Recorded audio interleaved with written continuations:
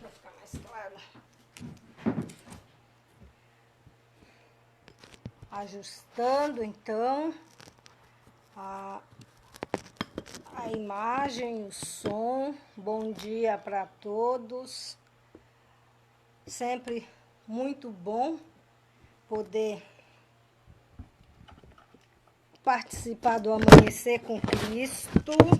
Aqui o negócio hoje está meio... As mídias aqui estão meio querendo me sabotar, mas tudo bem. 9 horas, a gente vai começar o nosso Amanhecer com Cristo.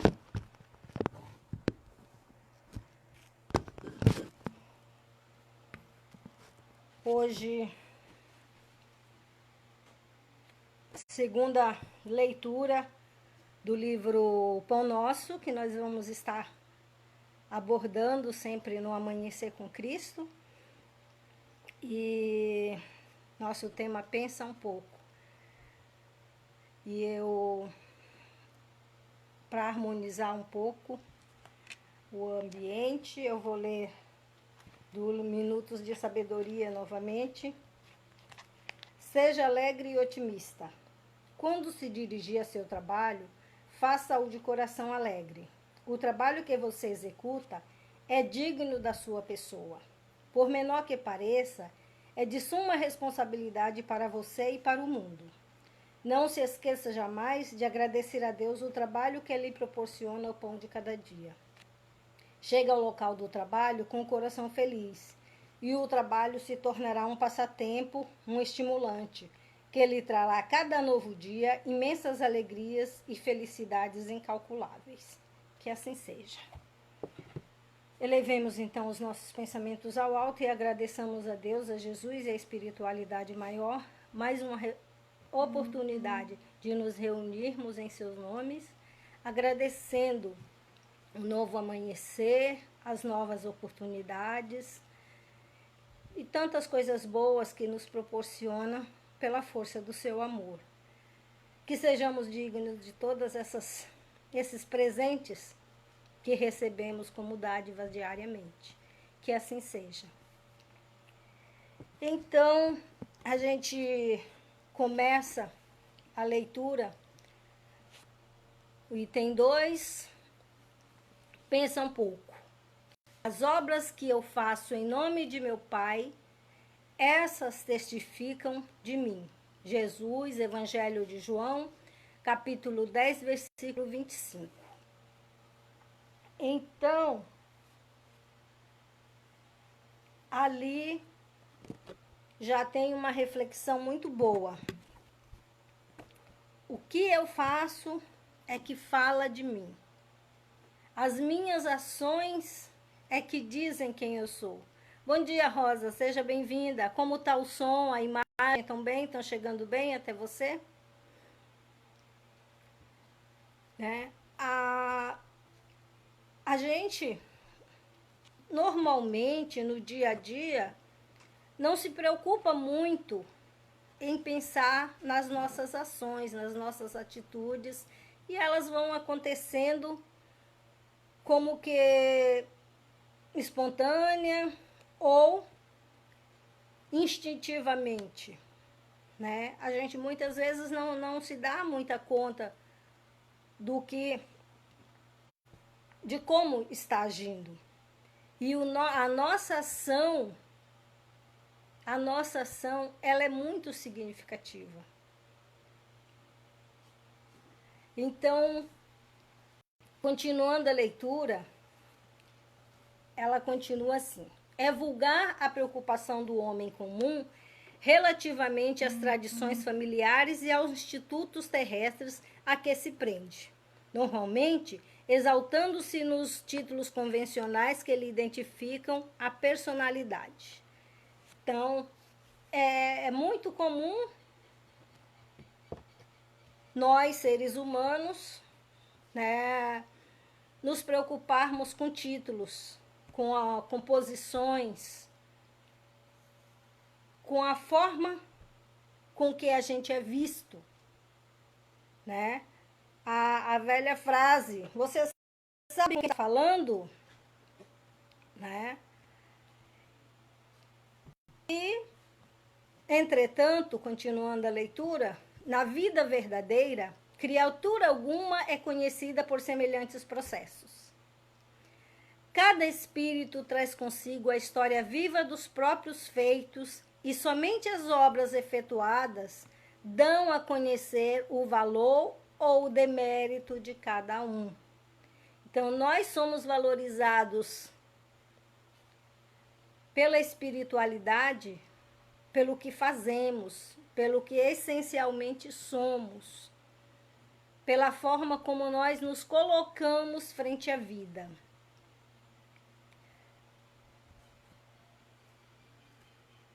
Com o enunciado, não desejamos afirmar que a palavra esteja desprovida de suas vantagens indiscutíveis. Todavia, é necessário compreender-se que o verbo é também profundo potencial recebido da infinita bondade, como recurso divino, tornando-se indispensável saber o que estamos realizando com esse dom do Senhor eterno. Então, aqui nesse texto em especial, ela nos fala do verbo, da nossa fala, do que dizemos, do que sai da boca do homem. O importante não é o que entra na boca, mas o que sai da boca do homem. Essa frase parece assim tão sem sentido, né? Ah, o que entra, o que sai da boca, mas não. Como Jesus mesmo disse, o que sai da nossa boca é do que o nosso coração está cheio. Bom dia, Célia, minha querida amiga. Saudades de dar um abraço, principalmente de conversar com você pessoalmente. Então, gente, o que sai da nossa boca é do que o nosso coração está cheio. É do que a gente é feito ou afeito. Nós nos voltamos cotidianamente para quê? Quais são as nossas ações que falam do que somos? Ou o que as nossas ações estão falando de nós? E principalmente aqui, o que nós estamos falando, o que testificam das nossas verdades, da nossa posição como cristãos, como seguidores de uma doutrina tão maravilhosa quanto a doutrina espírita, e do que nós queremos para nós, através do que nós fazemos para o nosso irmão.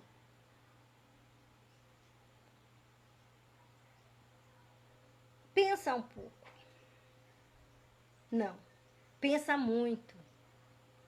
Pensa muito no qual é o reflexo que você está passando de si nessas duas situações, na sua fala e na sua ação, nas suas atitudes cotidianas. A gente se perde no dia a dia. A gente precisa estar mais próximo dos ensinamentos de Cristo. Ou seja, a gente precisa refletir mais antes de agir e de falar. A gente precisa consonar a nossa fala e a nossa ação com os pensamentos, com as ações, com os desejos do Pai. Bom dia, Ione. Essa reflexão a gente faz de tempos em tempos, mas deveríamos fazer todos os dias. Dar aquela parada antes de soltar o verbo, antes de agir. Como eu já falei algumas vezes, eu sou bastante intempestiva, eu sou bastante de agir muito rapidamente e pensar depois. É um defeito meu que eu preciso corrigir. E eu luto por isso, gente, não é fácil. Não é fácil porque é um temperamento bastante intempestivo. Mas eu já tenho a consciência de que é uma coisa que eu preciso domar em mim. Bom dia, Simone. Então, continuando ali, a afirmativa de Jesus nesse particular reveste-se de imperecível beleza, ou seja, que não vai acabar nunca, é uma beleza eterna. De que o verbo é também um profundo potencial recebido da infinita bondade divina. Que diríamos de um Salvador que estatuísse regras para a humanidade sem partilhar-lhes as dificuldades e os impedimentos? Gente, para um Salvador seria bastante contraditório que ele viesse salvar uma população. Sônia, bom dia, Manu. Como que pode vir para salvar? Exilda, bom dia. E, ao mesmo tempo, impor dificuldades e impedimentos dos quais ele não tinha nada a ver, dos quais ele não compartilhava com o povo a quem ele gostaria de salvar. O Cristo iniciou a missão divina entre homens do campo, viveu entre doutores irritados e pecadores rebeldes, uniu-se a doentes e aflitos, comeu o duro pão dos pescadores humildes e terminou a tarefa santa entre os dois ladrões. Isso significa que a humildade é um exemplo muito bem exemplificado pelo nosso mestre. Ele não fez distinção alguma de qualquer natureza. A todos ele testificou o amor divino, o amor do Pai, de inúmeras formas, com bastante naturalidade. Bom dia, Nelore. E nos trouxe a mensagem maior de que sim, é possível viver essa vida reta, essa vida de amor, de dedicação, a qual ele nos chama. Ele nos chama a viver essa vida. No entanto, vou terminar a leitura ali e já comento. Que mais desejas? Se aguardas vida fácil e situações de evidência no mundo, lembra-te do Mestre e pensa um pouco.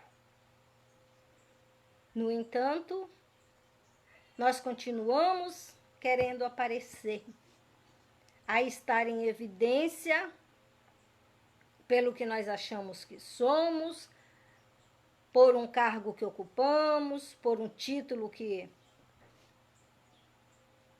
amalhamos, por alguma situação da vida. nós o portamos. Nós somos portadores de tantas coisas, inclusive de tantos defeitos que nós devemos buscar lapidar, que nós devemos buscar transformar diariamente na exemplificação de Cristo. Ou seja, vivenciar mais e mais o amai-vos uns aos outros, como o Pai nos ama. Pensa um pouco, é uma boa reflexão. Eu fiquei muito contente quando eu vi a leitura que caiu para mim hoje, assim, achei muito legal. E peguei uma página desse livro, A Vida Escreve, é do Chico e do Valdo Vieira, né? E ela se intitula Página de Anália. A doente, que se queixava em desespero, perguntou à senhora que lhe velava o leito: permite que eu leia para seu reconforto algum pequeno trecho de Allan Kardec? Deus me livre! Gritou a enferma, cuspindo-lhe aos pés. Ainda assim, as mãos abnegadas da companheira continuaram ajeitando-lhe os lençóis. Quero água! Exigiu a doente. A amiga trouxe-lhe água fresca e pura. De copo às mãos, a enferma, no ímpeto, atirou-lhe todo o líquido à face, vociferando: água imunda! Como se atreve a tanto? Quero outra! Paciente e humilde, a senhora enxugou o rosto molhado e, em seguida, trouxe mais água. Quero chá! E o chá surgiu logo. Chá mal feito, chá frio. O conteúdo da taça foi projetado ao peito da outra, ensopando-lhe a blusa. Traga chá quente! Foi a ordem obedecida. Você aceita agora o remédio? Indagou a assistente. Que venha depressa! Ao tomar, contudo, a porção, a dama, inconformada, agarra a colher e vibra um golpe no braço da amiga. Surge pequeno ferimento, mostrando sangue. E a enferma cai em crise de lágrimas. Chora, chora e depois diz: Anália, se a religião espírita que você abraçou é a que lhe ensina a suportar com tanta calma, leia o que quiser. A interpelada sentou-se, tomou o Evangelho segundo o Espiritismo e leu a famosa página intitulada A Paciência, no capítulo 9, que começa afirmando: a dor é uma bênção que Deus envia aos seus eleitos. Acalmou-se a doente, que acabou aceitando o socorro do passe e o benefício da água fluidificada. Conversaram ambas. A enferma, asserenada, ouviu da companheira os planos que arquitetava para o futuro, em benefício dos meninos abandonados à rua. No dia seguinte, ao despedir-se, a obsidiada em reequilíbrio beijava-lhe as mãos e dava-lhe os primeiros 2 contos de réis para começar a grande obra.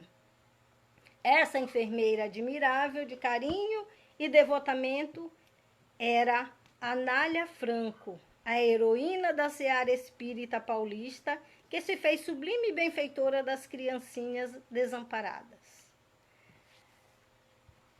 Eu gostei porque é uma atitude que eu ainda não tenho. Essa paciência, É um exercício cotidiano para mim. Eu tenho muita vontade de poder resistir, de ter uma atitude serena.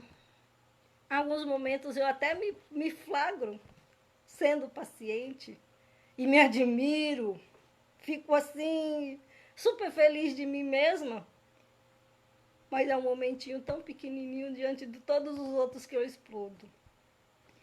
Gente, esse exemplo de Anália é para poucos, a gente sabe disso. Não vamos nos crucificar pelas nossas imperfeições, mas vamos lutar, pensar um pouco em refazer as nossas atitudes cada vez que nós erramos, em nos firmar no propósito de sermos melhores sempre, nem que seja um pouquinho de cada vez. E o Pai certamente nos auxiliará, nos amparará e será nosso conforto, será nosso arrimo para darmos o passo seguinte no sentido da evolução espiritual a que fomos destinados. Minhas amadas amigas, meus queridos irmãos, essa minha mensagem para hoje, essa minha reflexão, esse é o meu pedido de que pensemos um pouco. E para terminarmos, bom dia, Dilma. Eu vou fazer a prece de encerramento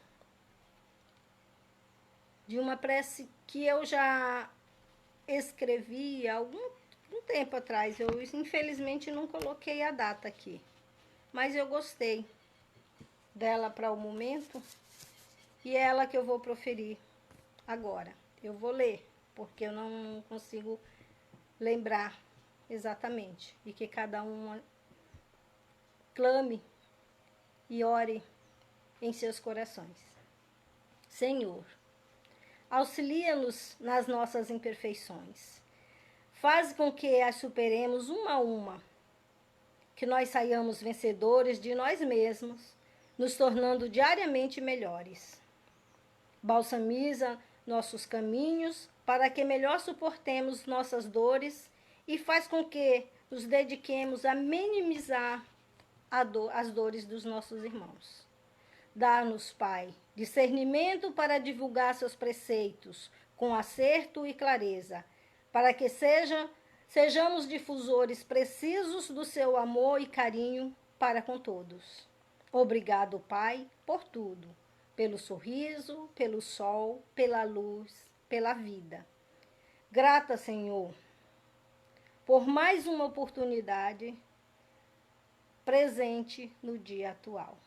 Grata, Senhor, por mais esse encontro de amor, de compartilhamento e de reflexão. Que assim seja. Muito obrigada pela companhia. Que venham outros encontros como esse, onde possamos estar exercitando os nossos aprendizados. Beijo a todos, abraço fraterno, tenham todos um lindo e bom dia. Tchau.